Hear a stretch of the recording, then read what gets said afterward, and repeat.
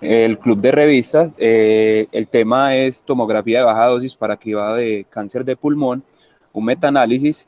Mis asesores fueron el doctor Diego Mauricio González, oncólogo clínico y profesor de la Universidad de Antioquia, y el doctor Fabián Jaimes, internista epidemiólogo y profesor de la universidad. Entonces, esta es la hoja de ruta que vamos a seguir el día de hoy. Vamos a hablar un poco de las generalidades del cribado de cáncer de pulmón para hacer un planteamiento del problema, la presentación del estudio posteriormente, haremos la lectura crítica y las conclusiones del estudio y posteriormente daremos espacio a las preguntas y aportes de los asistentes. Entonces, en cuanto a las generalidades, lo relevante es acerca del cáncer de pulmón es conocer qué es la principal causa de muerte por cáncer en el mundo. La incidencia por datos del 2018 se encontraba más o menos 2 millones de casos, con una mortalidad de 1.8 millones anual, y dentro de los cánceres más prevalentes, pues es el que peor supervivencia tiene, alcanzando solo el 17% a 5 años en los pacientes que se diagnostican, sobre todo en estadios finales. Esta es la incidencia y la mortalidad para Estados Unidos.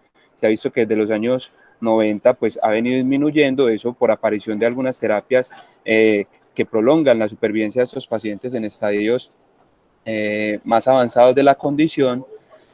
Sin embargo, sabemos que el 85% de los diagnósticos que hacemos de cáncer de pulmón los hacemos en fases avanzadas, paciente que tiene un estadio metastásico o un compromiso regional, y solamente el 15% un estadio localizado, lo que va a impactar de forma significativa el pronóstico de los pacientes. Aquí vemos en la gráfica a la izquierda cómo cuando hacemos un diagnóstico en un estadio localizado, la supervivencia a 5 años alcanza el 55%, mientras en los estadios más avanzados apenas el 4.3%. Es por eso que desde los años 60 se han hecho esfuerzos las diferentes sociedades científicas en Europa y en Estados Unidos como por establecer una estrategia para hacer el cribado del cáncer de pulmón. Los primeros estudios se hicieron con radiografía y radiografía de esputo, no encontrando resultados estadísticamente significativos a favor de estas estrategias, y a partir de los años 90, con este estudio que se ve el PLCO, se demostró cómo la tomografía, específicamente la estrategia de tomografía de baja dosis, demostró un impacto, sobre todo en el aumento del diagnóstico del estadio temprano de cáncer, sin demostrar un impacto significativo inicialmente sobre la mortalidad global o la mortalidad por cáncer de pulmón. A partir de este estudio en los años 90 y a partir del año 2000, pues se han hecho varios estudios que demuestran cómo la tomografía de baja dosis pues sí aumenta el diagnóstico de los estadios tempranos y puede impactar la mortalidad. Entonces, algunos de estos estudios son estos, algunos realizados en Europa, otros en Estados Unidos. Los dos más importantes son estos dos que les señalo: el estudio NLST, que fue realizado en Estados Unidos, pacientes de alto riesgo. El comparador fue la radiografía, y encontraron una reducción no solamente en la mortalidad por cáncer de pulmón, sino en la mortalidad global. Y a partir de este estudio en Estados Unidos se ha venido implementando el uso de tomografía de baja dosis para el tamizaje de cáncer de pulmón. Y este otro, que es el estudio Nelson, que fue publicado este año, en enero, en el New England, que también muestra resultados positivos a favor de la tomografía de baja dosis. Sin embargo, digamos que los estudios que venían previos a esos, como el Dante, el DLSCT y el MAIL, no mostraban resultados positivos, incluso de forma paradójica se ve cómo aumenta el riesgo. Dentro de las diferencias que hay que establecer entre los estudios, no todos usaron el mismo comparador.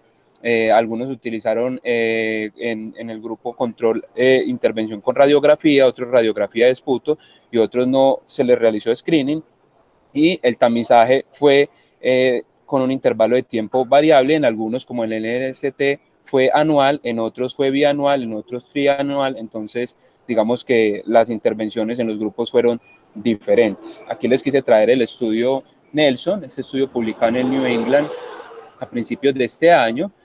Pacientes en Holanda y en Bélgica, eran pacientes de alto riesgo para cáncer de pulmón, entre 50 y 74 años. Se les realizó tomografías de forma basal al año, a los 3 años y a los 5.5 años. y se evaluó versus no realizar cribado en esos pacientes. Lo que querían evaluar era la capacidad de la tomografía de baja dosis para hacer diagnóstico de cáncer de estadio temprano y establecer el impacto que podría tener en la mortalidad. En la tabla les presento más o menos cuáles fueron la tasa de resultados positivos y la capacidad de detección de cáncer, que se aumenta claramente con el uso de la tomografía, y vemos cómo en las gráficas los pacientes que se sometían a tamizaje pues tenían una menor mortalidad que los pacientes que no se sometían a tamizaje. Este estudio tiene varias particularidades, y es que con respecto al otro estudio con resultados positivos que en NLST, pues se realizaron unas modificaciones en la estrategia de TAC de baja dosis. Acá no se utilizó la medida del diámetro de la masa para establecer el diagnóstico, sino que se utilizó el volumen y el tiempo de doblaje como el parámetro para definir la presencia o ausencia de lesiones, y de acuerdo a eso, pues ellos definieron el compromiso por cáncer de pulmón. Eso les permitió establecer un menor número de falsos positivos, de sobrediagnóstico y de complicaciones derivadas de estos falsos positivos en este estudio.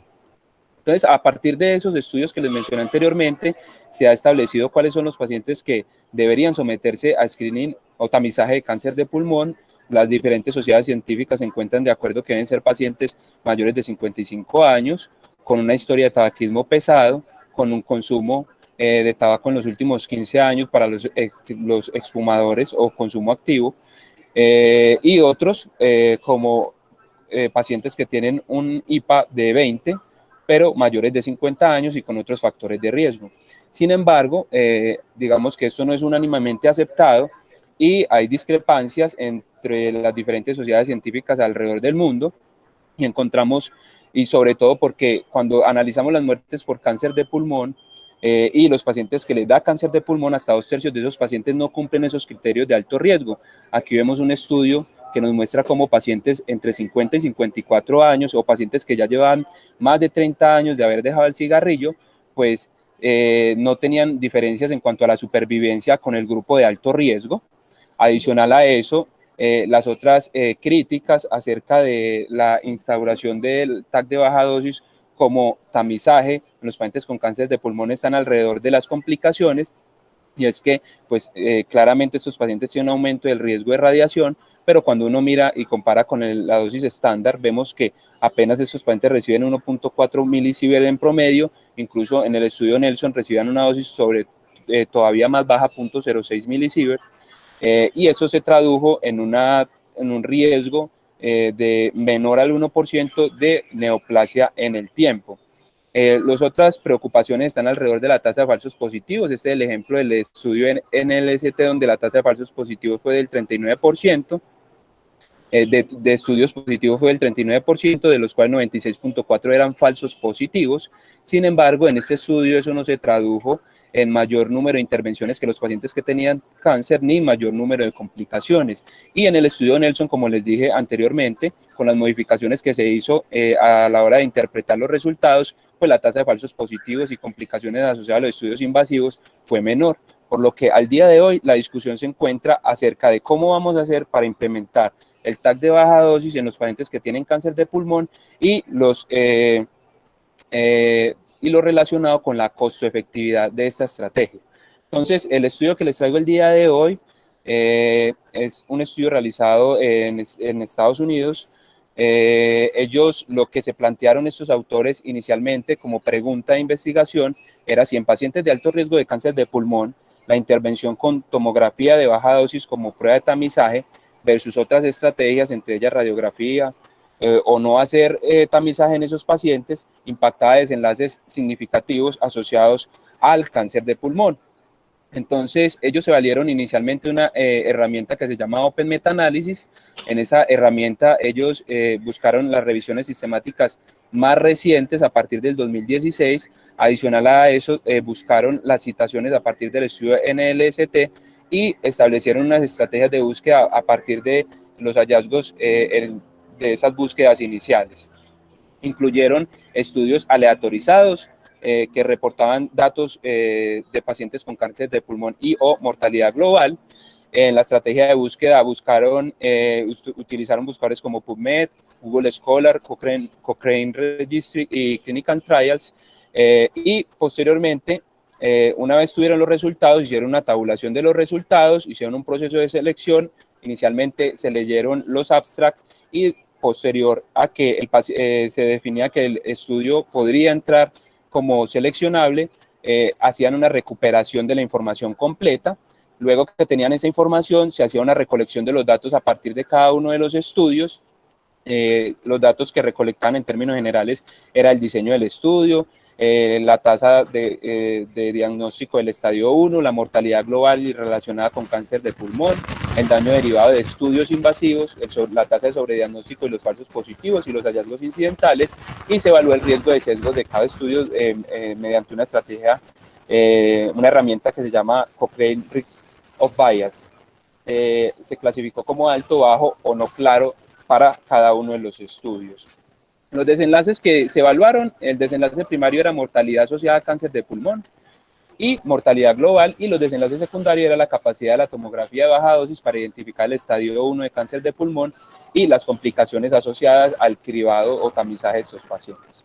Se realizó análisis de subgrupo, ellos solo referencian en el estudio inicialmente el análisis por género, y se hizo también metaregresión y análisis por otras características demográficas de los pacientes para establecer si había algún riesgo de sesgos o algún elemento que pudiera modificar o impactar de forma significativa los resultados.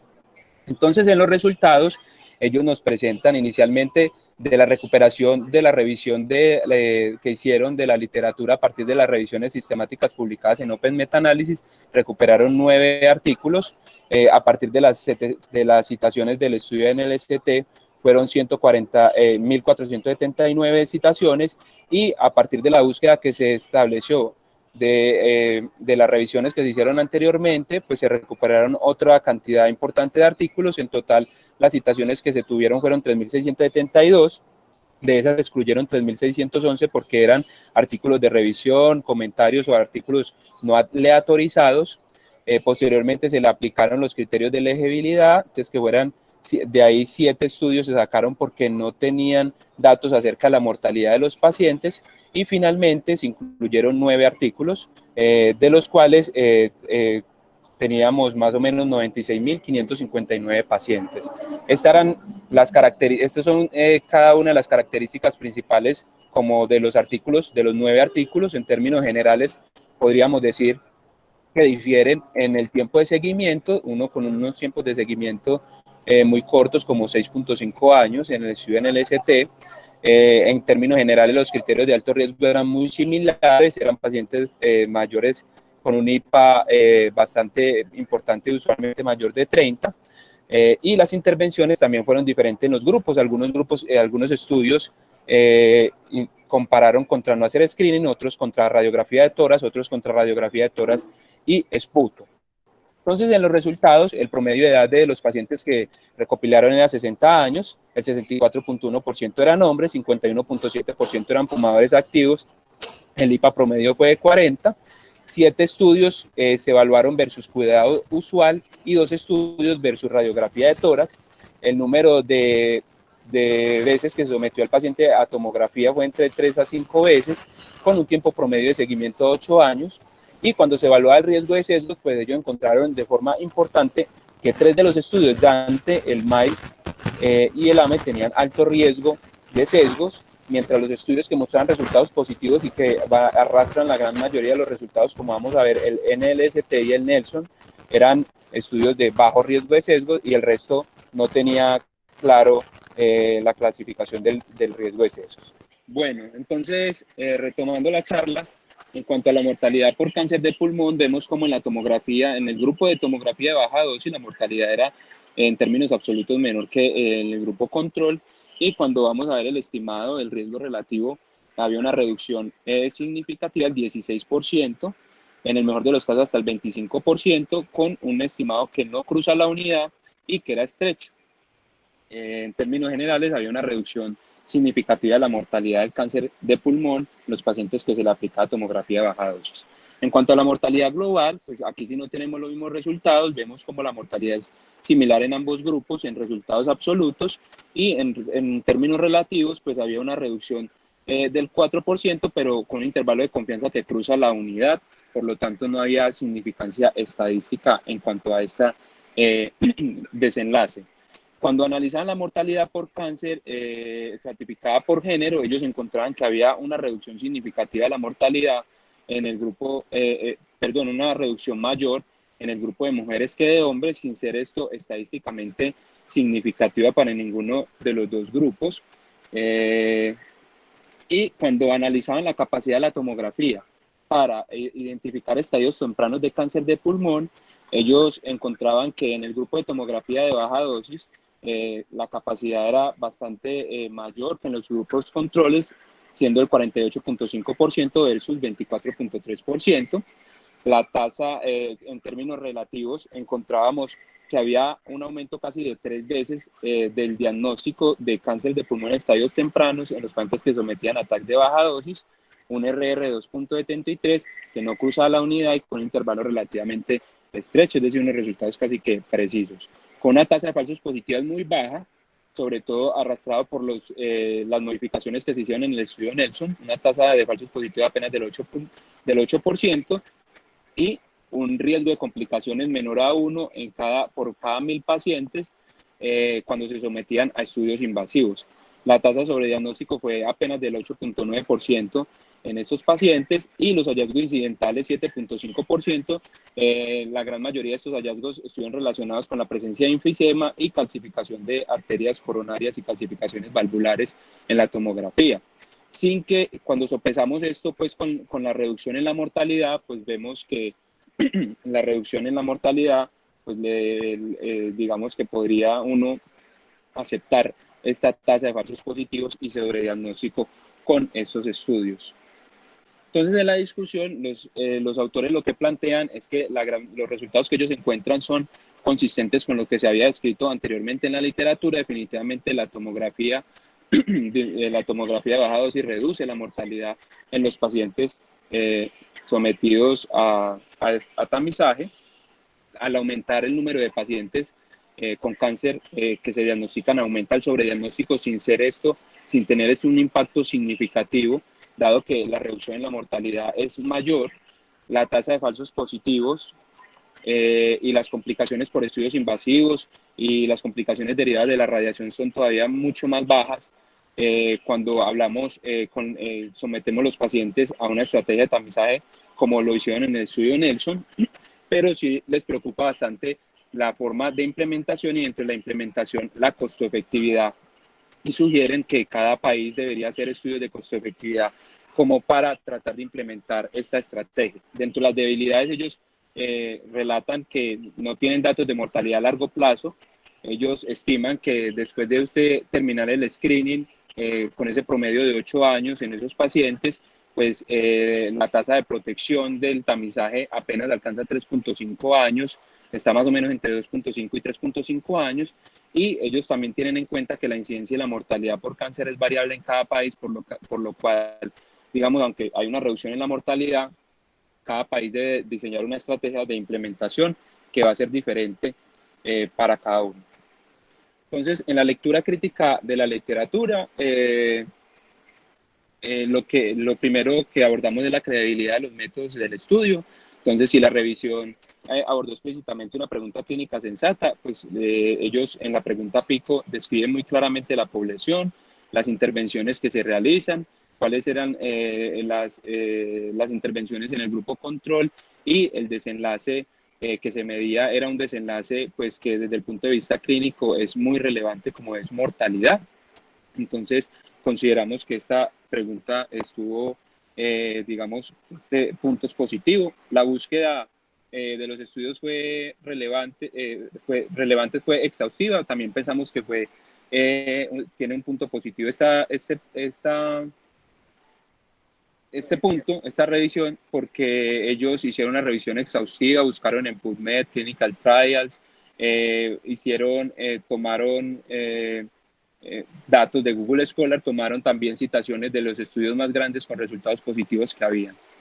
fueron reproducibles la selección y evaluación. Ellos utilizaron una herramienta que llamaba Open Meta Analysis. En esa herramienta ellos plasmaron toda la búsqueda que hicieron y digamos que y permite esta herramienta también hacer actualización de los datos, por lo que toda la estrategia quedó registrada y es fácilmente reproducible.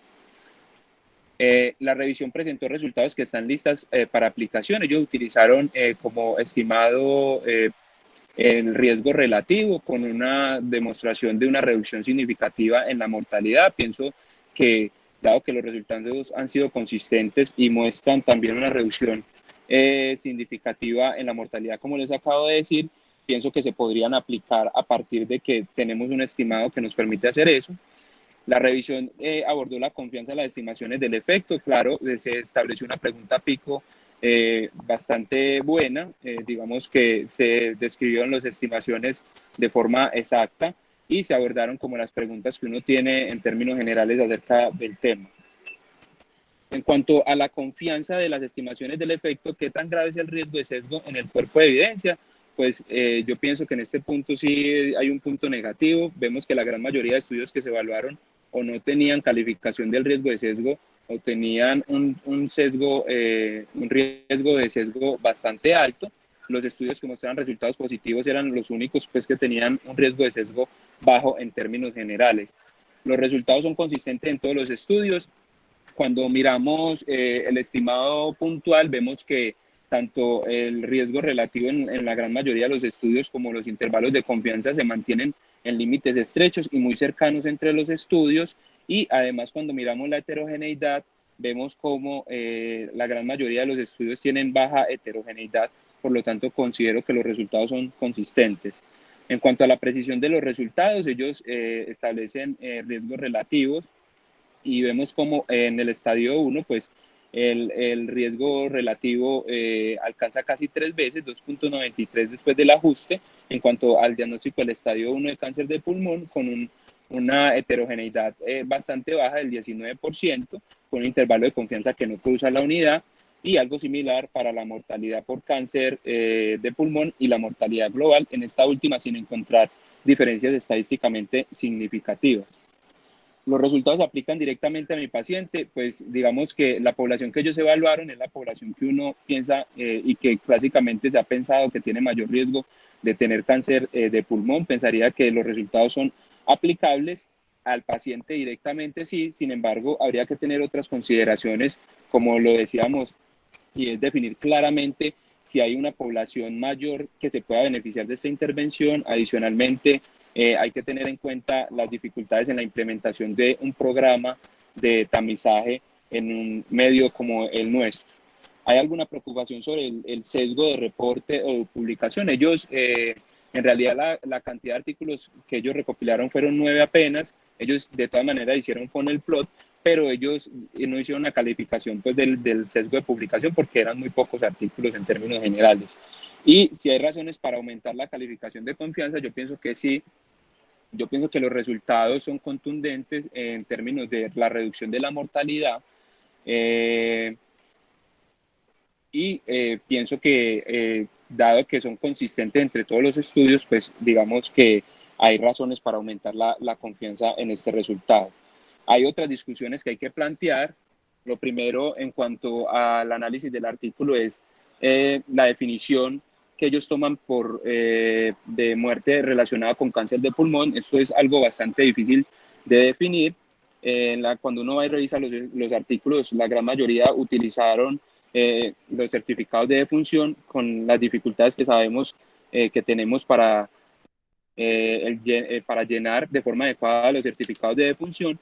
Y otro punto bastante importante es que en algunos países, por ejemplo, este estudio que les traigo, que es un estudio realizado en Brasil, muestran cómo hay una diferencia bastante importante entre el diagnóstico que se hace de muerte, el diagnóstico clínico y la necropsia. Este es un estudio de 997 autopsias en un hospital y ellos encontraron que el índice CAPA era de 0.6, era un índice apenas moderado, por lo tanto hay una gran diferencia que se puede establecer entre el diagnóstico que hacemos clínico de muerte del paciente con el diagnóstico que se hace por necropsia. Yo pienso que la discusión acerca de este tema se centra básicamente en dos cosas. Uno es los retos que tenemos en la implementación de un esquema de tamizaje de baja dosis. Primero, porque todavía no sabemos claramente cuál es la población que más se va a beneficiar y eso va a depender de cada país. En algunos países se han establecido modelos de riesgo, sin embargo, eso no está validado. Y sabemos que aunque se describe claramente una población que tiene un riesgo mayor y que se podría beneficiar, hay otros pacientes que también les da cáncer de pulmón y que, digamos, no está claro si también se podrían beneficiar o no de la estrategia. Lo otro es la participación. Nosotros, con respecto, hablando ya específicamente de Colombia, pues la gran mayoría de los pacientes que se van a beneficiar de estas estrategias son pacientes de bajos recursos. Sabemos las dificultades en el acceso en salud que tienen los pacientes de bajos recursos. Además tenemos una medicina centralizada. La gran mayoría de los recursos los tenemos en las ciudades y adicionalmente nosotros tenemos una medicina centrada más que en la prevención, en la curación. Entonces veo una dificultad bastante grande con la implementación de un programa de tamizaje para cáncer de pulmón. Adicionalmente, el recurso humano y material, pues no tengo datos exactos sobre la disponibilidad de tomógrafos, pero sabemos que la gran mayoría de los tomógrafos están en las ciudades. Adicionalmente, el recurso humano, pues requerimos personal entrenado para hacer una adecuada interpretación y porque dado las consecuencias de un mal diagnóstico, pues pienso que esto es fundamental y pienso que no lo tenemos disponible actualmente en el país. Y adicionalmente, pues no solamente requerimos un programa de tamizaje bien estructurado, sino que ese programa pues debe ir articulado con otras intervenciones, por ejemplo, intervenciones para que los pacientes dejen de fumar, intervenciones acerca de la modificación del riesgo cardiovascular y digamos que tenemos dificultades como les voy a presentar a continuación. Otro tema a discutir es la costo-efectividad. En el estudio NLST, este es el estudio que se hace, el estudio publicado en 2011. En el estudio de costo-efectividad que se hace para ellos encontraron que por un año de vida, digamos que en condiciones de vida perfecto, el costo en cada paciente es en promedio $81,000. Cuando lo estratificaban por sexo, pues había un costo mayor para hombres y cuando lo clasificaban por estadio de fumador había un costo mayor para los que eran exfumadores. Por lo tanto, de acuerdo a estos datos, deberíamos tener en cuenta exactamente cuál es la población a la cual le vamos a aplicar el TAC o las intervenciones en tamizaje para cáncer de pulmón, porque no todos los pacientes, digamos, para el sistema de salud van a ser costo efectivos. Adicionalmente, habría que evaluar, no contamos con estudios de costo efectividad en Colombia, por ejemplo, y mire que los ejemplos que tenemos de estos estudios en otros países, pues no muestran que sea una estrategia costo efectiva. Por lo tanto, pensaría yo que otras estrategias como el control del tabaquismo sería bastante importante. Sin embargo, aunque el 90% de los cánceres de pulmón se asocian a tabaco, en países como Estados Unidos solamente 1 de cada 10 reciben intervenciones para dejar de fumar. Y la muerte atribuible a tabaquismo no es para nada despreciable.